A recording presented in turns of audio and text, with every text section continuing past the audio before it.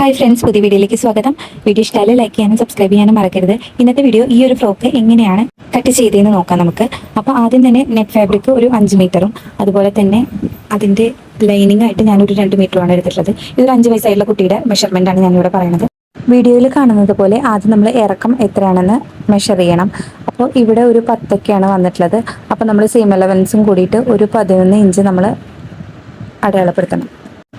ആദ്യം തന്നെ ലൈനിങ്ങിൻ്റെ ഭാഗം നമ്മൾ നാലാക്കിയിട്ട് മടക്കിയിട്ട് ഇതുപോലെ നമ്മൾ ഫോൾഡ് ചെയ്തിട്ട് വെക്കുക. പിന്നെ അതിൽ നമ്മൾ ഇറക്കം എത്രയാണോ കിട്ടിയത് അത് അടയാളപ്പെടുത്തുക. തയ്യൽ തുമ്പ് 1 ഇഞ്ചൊക്കെയാണ് കൂടുതലായിട്ട് ഇടേണ്ടുള്ളൂ. 10 വേണമെന്നുണ്ടെങ്കിൽ 11 ഇടുക, അല്ലെങ്കിൽ 11 ആണെങ്കിൽ 12 ഇടുക. അപ്പോൾ അത് കറക്റ്റായിട്ട് ഇടുക. ഞാൻ ക്യാമറ വെച്ചപ്പോൾ ചെറുതായിട്ട് ക്യാമറയുടെ ആംഗിൾ ഒന്ന് ശരിയുന്നുണ്ട്. അപ്പോൾ അതുകൊണ്ട് തന്നെ കറക്റ്റായിട്ട് അവിടെ ഒന്നും കാണുന്നില്ല. ഞാൻ കഴുത്തകലായിട്ട് ഒരു 3 ഇട്ടിട്ടുള്ളത്. കാരണം കഴുത്ത് തീരെ ഇറക്കം ഞാൻ വെക്കുന്നില്ല. ഹൈനെക്ക് പോലെ നല്ലോണം കയറ്റിയിട്ടാണ് അടിക്കുന്നത്. അതുകൊണ്ട് തന്നെ 3 കഴുത്തകലം ഇട്ടിട്ട് അവിടെ നിന്ന് ഇറക്കമായിട്ട് ഞാനൊരു 2 ഇഞ്ചൊക്കെ ഇട്ടിട്ടുള്ളൂ. അപ്പോൾ അതുകൊണ്ട് തന്നെ കുട്ടികൾക്കുള്ള ഡ്രസ്സ് അടിക്കുമ്പോൾ നമ്മൾ കഴുത്തകലം കൂട്ടിയിട്ട് കഴിഞ്ഞാൽ അവർക്ക് കിഴിഞ്ഞ് കംഫർട്ടബിൾ ഉണ്ടാവില്ല. അപ്പോൾ അതുകൊണ്ട് തന്നെ കഴുത്തകലം കൂട്ടിയിടുകയാണെങ്കിൽ കഴുത്തിൻ്റെ ഇറക്കം നമ്മൾ കുറയ്ക്കണം. അത് നമ്മൾ കറക്റ്റായിട്ട് ശ്രദ്ധിക്കണം. അതിനുശേഷം ഷോൾഡർ ഞാനൊരു 2 എനിക്ക് ഷോൾഡർ വേണ്ടതെന്നുണ്ടെങ്കിൽ അത് ഞാൻ 3 സീം അലവൻസും കൂടിയിട്ട് 3 അടയാളപ്പെടുത്തിയിട്ടുള്ളത്. അതുപോലെ തന്നെ കൈക്കുഴി ഒരു 5 അല്ലെങ്കിൽ 4.5 എത്രയാണോ വേണ്ടതെന്ന് വെച്ചാൽ അത് നമ്മൾ കൈക്കുഴി അടയാളപ്പെടുത്തുക. അവിടെ നിന്ന് താഴേക്ക് വരച്ചിട്ട് ഇതാ ഈ ചിത്രത്തിൽ കാണുന്നത് പോലെ നമ്മൾ കറക്റ്റായിട്ടൊന്ന് വരയ്ക്കുക. അതിനുശേഷം വണ്ണം എത്രയാണോ വേണ്ടത്, ഇതിപ്പോൾ 4 ഭാഗമാണ്, ഒരു 20 വണ്ണം എന്നുണ്ടെങ്കിൽ 5 ഒക്കെയാണ് അടയാളപ്പെടുത്തേണ്ടത്. എൻ്റെ മോൾക്ക് ഇപ്പോൾ ഒരു 6 അളവ് കറക്റ്റ് വണ്ണം എന്ന് പറയുന്നത്. അപ്പം ഞാൻ ഒരു 2 ഇഞ്ച് തയ്യൽ തുമ്പ് കൂടുതലായിട്ട് ഇട്ടിട്ടുണ്ട്. നമ്മൾ സിബും അതുപോലെ തന്നെ വേറെയുള്ള എക്സ്ട്രാ പീസുകളൊക്കെ വരുമ്പോൾ ഞാനെപ്പോഴും ഇത്തിരി കൂട്ടിയിട്ടാണ് എപ്പോഴും ഇടാറ്. അപ്പോൾ അതുകൊണ്ട് തന്നെ ഞാൻ 6 വേണ്ടത്, 7, 8 അടയാളപ്പെടുത്തിയിട്ടുണ്ട്. ഇനി നമുക്കത് ഇതേപോലെ ഒന്ന് വെട്ടി കൊടുക്കാം. ബാക്കും ഫ്രണ്ടും ഒപ്പം ഒരേ കഴുത്ത് തന്നെയാണ് ഞാൻ വെച്ചേക്കണത്. അപ്പോൾ അതുകൊണ്ട് തന്നെ അത് കറക്റ്റായിട്ട് നമ്മൾ ഒപ്പം വെച്ചിട്ട് തന്നെ വെട്ടുന്നുണ്ട്.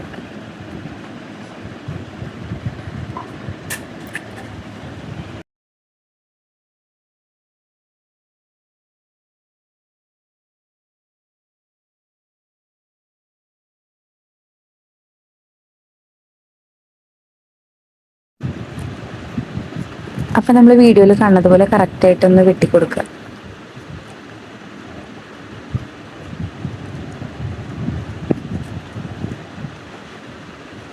അതിനുശേഷം നമ്മൾ നെറ്റ് ഫാബ്രിക് ഇതുപോലെ 2 മടക്കിയിട്ട് ഇത് അതിൻ്റെ മേലത്തെ ഭാഗത്തേക്ക് ഇതുപോലത്തെ ഒരു ഡിസൈനാണ് ഞാൻ ഉദ്ദേശിക്കുന്നത്.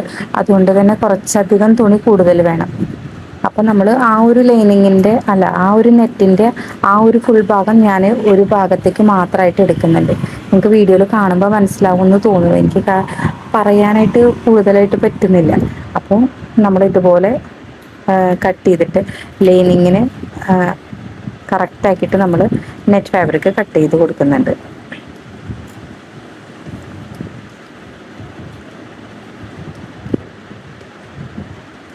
വീഡിയോ കാണുന്ന എല്ലാവരും ഒന്ന് സ്കിപ്പ് ചെയ്യാതെ കാണാനായിട്ട് ശ്രമിക്കണേ, എന്നെങ്കിലാണ് കറക്റ്റായിട്ട് നമുക്ക് മനസ്സിലാവുള്ളൂ. അപ്പോൾ നമ്മൾ ലൈനിങ്ങിൻ്റെ തുണി ഇതുപോലെ ഇതാക്കിയിട്ടുണ്ട്. ഇനി ബാക്കിയുള്ള പോർഷൻസ് നമ്മൾ പാവാടയ്ക്ക് വേണ്ടിയിട്ടാണ് ഇതാക്കണത്. പാവാട എന്ന് വെച്ച് കഴിഞ്ഞാൽ അതിൻ്റെ ബാക്കിയുള്ള അടുപ്പ് പാവാട പോലെ നിൽക്കുന്ന ഭാഗം. അപ്പോൾ നമ്മൾ കറക്റ്റ് ആ ഒരു ഫുള്ളിറക്കം നമുക്ക് മോൾക്ക് വേണം. അപ്പോൾ അതുകൊണ്ട് തന്നെ അത് മെഷർ ചെയ്യുന്നില്ല. അത് കറക്റ്റായിട്ട് അതിൻ്റെ സെൻറ്റർ ഭാഗം പിടിച്ചിട്ട് നമ്മളിതുപോലെ വെട്ടണം. അതിനുശേഷം നമുക്ക് അടിഭാഗത്തേക്കുള്ള നെറ്റിൻ്റെ പീസ് കൂടി നമുക്ക് കട്ട് ചെയ്യണം. ഇപ്പം ഞാൻ ഇതിൽ കൂടുതൽ തുണി വാങ്ങിച്ചിട്ടുള്ളത് നമുക്ക് അടിഭാഗത്ത് ഇങ്ങനെ ഞൊറി പോലെ കുറച്ച് ഇട്ട് കൊടുക്കാൻ വേണ്ടിയിട്ടാണ്. അപ്പോൾ അതുകൊണ്ട് തന്നെ ഞാൻ അതൊന്നൊരു 2 മീറ്റർ തുണി ഞാൻ വെട്ടിയിട്ട് മാറ്റി വെക്കുന്നുണ്ട്. അതിന് ശേഷമുള്ളത് മാത്രമാണ് നമ്മൾ ഈ പാവാട പോലെ ഇതാക്കാനുള്ളത് വെക്കുന്നുള്ളൂ. അപ്പോൾ 2 മീറ്റർ അടിയിൽ നമ്മളിങ്ങനെ ചെറുതാക്കിയിട്ട് ഞെറി പോലെ ഇട്ടിട്ടുണ്ട്. അതിന് എന്താ പേര് പറയാമെന്ന് എനിക്ക് അറിഞ്ഞൂടാ. അതിന് വേണ്ടിയിട്ട് ഞാൻ മുറിച്ച് മാറ്റി വെക്കുന്നുണ്ട്.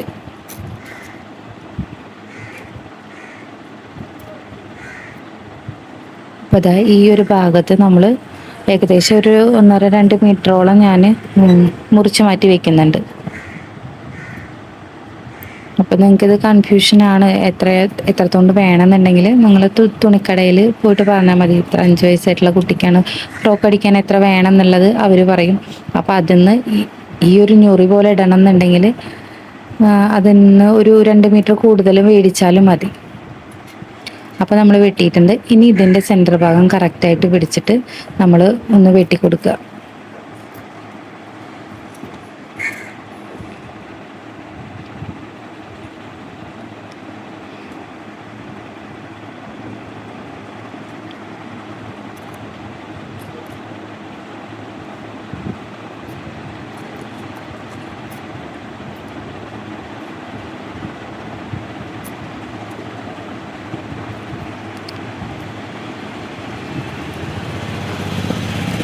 അപ്പോൾ അത് രണ്ടും മടക്കിയിട്ട് നമുക്കൊരു ഭാഗത്തോട്ട് വെക്കാം.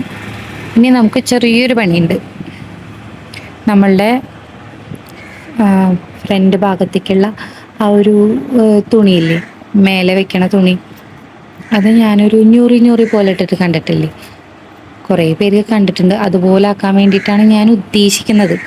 ഞാൻ ആദ്യമായിട്ടാണ് ഇത് ട്രൈ ചെയ്യണത്. അപ്പോൾ എത്രത്തോളം അത് കറക്റ്റ് ആ ഒരു പെർഫെക്റ്റ് ആയിട്ട് കിട്ടുമെന്ന് എനിക്ക് അറിഞ്ഞൂടാ. പിന്നെ പോരാത്തതിന് അയൺ ബോക്സ് ചെറുതായിട്ട് കംപ്ലൈൻ്റ് ആയിട്ട് ഇരിക്കുകയാണ്. അപ്പോൾ നമുക്ക് കറക്റ്റായിട്ട് ആ ഒരു അയൺ ചെയ്ത് കൊടുക്കാനും പറ്റുന്നില്ല. അപ്പോൾ എല്ലാവരും ഇതുപോലെ ഒന്ന് ശ്രമിക്കുക. ഇത് ചെയ്തതിന് ശേഷം നന്നായിട്ടൊന്ന് അയൺ ചെയ്ത് കഴിഞ്ഞാൽ അത് കറക്റ്റായിട്ട് അതുപോലെ തന്നെ കിടക്കും.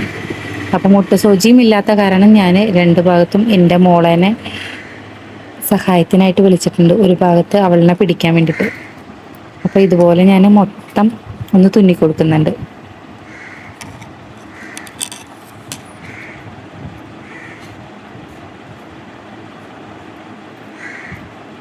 രണ്ട് ഭാഗത്തും 2 ടൈപ്പ് സൂചി വെച്ചിട്ടുണ്ട്.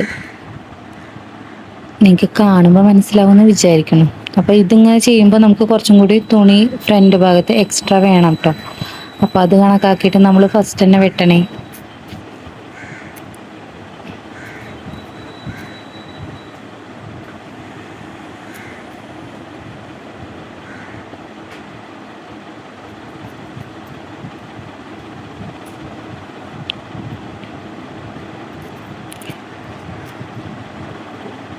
ഇതുപോലെ നമ്മൾ ഞെറിഞ്ഞെറിയായിട്ട് ഇട്ടിട്ട് ആ ഗ്യാപ്പില്ലാതെ കറക്റ്റ് ഞൊറിയായിട്ട് ഇട്ടിട്ട് മൊത്തം പോകുന്നുണ്ട്.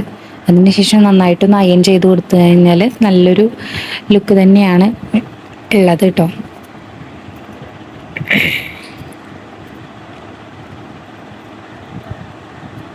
അപ്പോൾ ഇതാ മൊത്തം ചെയ്തു വന്നിട്ടുണ്ട്. അപ്പം ഇനി ഈ കൂടുതലുള്ള ഭാഗങ്ങളൊക്കെ നമുക്കൊന്ന് വെട്ടിയിട്ട് ലെവലാക്കി കൊടുക്കാം. ഇതിൻ്റെ സ്റ്റിച്ചിങ്ങിൻ്റെ വീഡിയോ അടുത്ത വീഡിയോ ആയിട്ട് ഞാൻ അപ്ലോഡ് ചെയ്യുന്നതാണ്. അപ്പോൾ വീഡിയോ കണ്ട എല്ലാവർക്കും ഒരുപാട് നന്ദിയുണ്ട്. ഇഷ്ടമായാൽ ലൈക്ക് ചെയ്യാനും സബ്സ്ക്രൈബ് ചെയ്യാനും മറക്കരുത് കേട്ടോ.